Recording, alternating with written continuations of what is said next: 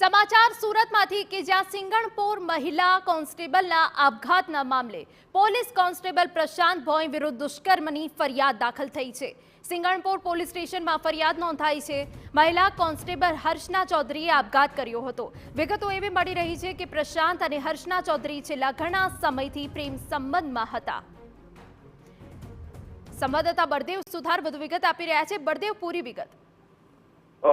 સુરતના સિંગણપુર પોલીસ સ્ટેશનની અંદર ફરજ બજાવતા અને સિંગણપુર વિસ્તારમાં રહેતા અર્ચના ચૌધરી નામની મહિલા જે કોન્સ્ટેબલે થોડા દિવસ અગાઉ પોતાના રૂમની અંદર ગળે ફાંસો ખાઈ અને જે સુસાઇડ કરી લીધો હતો તે ઘટનાની અંદર એક સુસાઇડ નોટ પણ મળી આવી હતી અને સુસાઇડ નોટની અંદર જે ઉલ્લેખ પણ કરવામાં આવ્યો હતો તેની માતા અને તેની બહેને ઉલ્લેખ કર્યો હતો કે તેને એક વ્યક્તિ ઉપર જે વિશ્વાસ મૂક્યો હતો પણ તે વ્યક્તિને તેના ઉપર કોઈ ભરોસો ન હતો। તે રીતનું એક જે સુસાઇડ નોટ ઉલ્લેખ કરવામાં આવ્યો હતો અને તે સુસાઇડ નોટના આધારે સિંગણપુર પોલીસ દ્વારા જે તપાસ હાથ ધરવામાં આવી હતી તે દરમિયાન માહિતી મળી હતી કે સુરતના જે સાયબર પોલીસ સ્ટેશનની અંદર ફરજ બજાવતા કોન્સ્ટેબલ પ્રશાંત નામના જે બોય નામનો જે વ્યક્તિ છે તેના પ્રેમ સંબંધમાં હતો અને તેના કારણે આ મહિલા કોન્સ્ટેબલે સુસાઇડ કર્યો હોવાનું જે પ્રાથમિક તારણ સામે આવ્યું હતું।